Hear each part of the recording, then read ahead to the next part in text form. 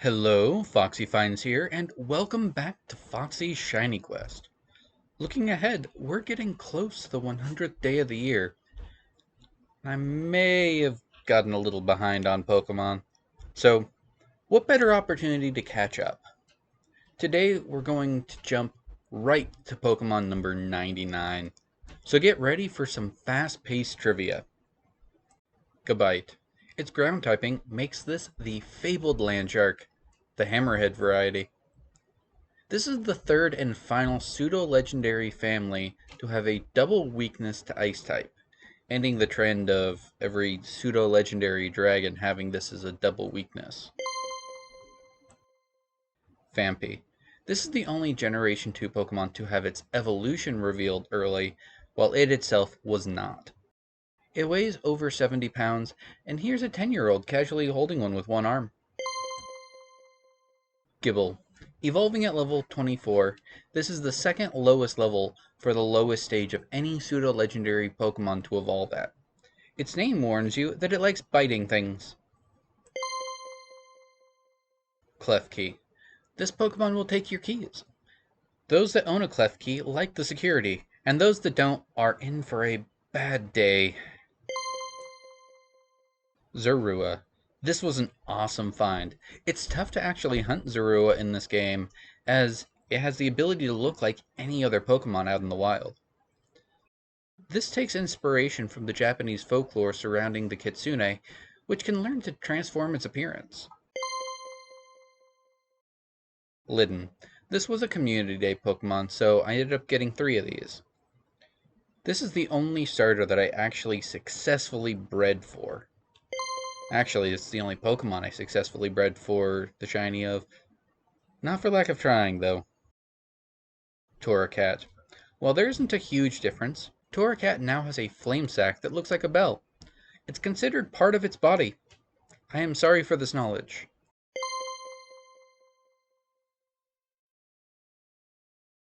Incineroar. When revealed, everyone was worried that this was going to be another firefighting starter. Luckily, this is based off of a heel in professional wrestling, an archetype that embodies vice. And thus, it was given Dark type. In contrast, we have Hawlucha, based off of a Luchador.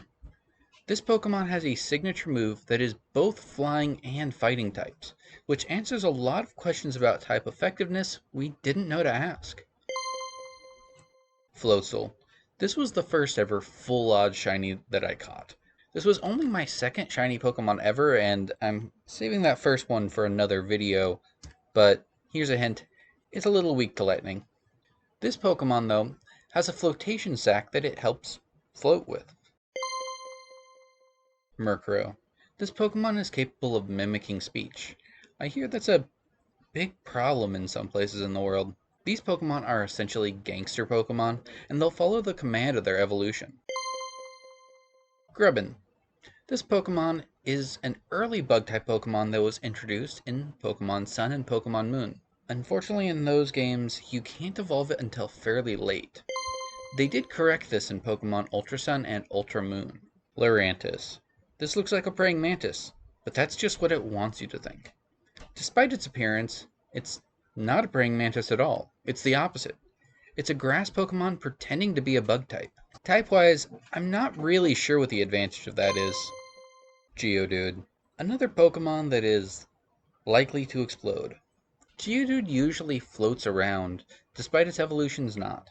Its Alolan form can be seen in the Pokemon games Scarlet and Violet's DLC, where taking a picture of them counts as capturing a Pokemon in flight. Basculin. This might as well be the patriotic Pokemon. It comes in red, white, and blue.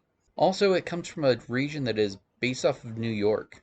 We got the white stripe variation, which is the only one that can evolve. Also making it unique from its other forms is this Pokemon runs away easily, where the other ones are typically a lot more aggressive. Physically speaking, the white stripe variation has traits of both the red and blue variants. When pairing this with the fact that it comes from a game that takes place in the past, it is likely to suggest that this Pokemon split into the other two forms. Speaking of running away easily, Toadscool. This Pokemon is based off of a convergent evolution of Tentacool. Both of these Pokemon have similar traits, but they are not related at all. One is based off of a mushroom and the other a jellyfish. Rellor. This is based off of a dung beetle. Its name is Roller Backwards. I wonder where it was able to find this much gold, though. Larvesta. A larva Pokemon without a pupa stage. This Pokemon needs to reach the highest level before it evolves out of every other bug Pokemon that evolves by level. This Pokemon resembles a sun when you're looking straight at it. Luxio. This Pokemon was owned by Clement, one of Ash's companions.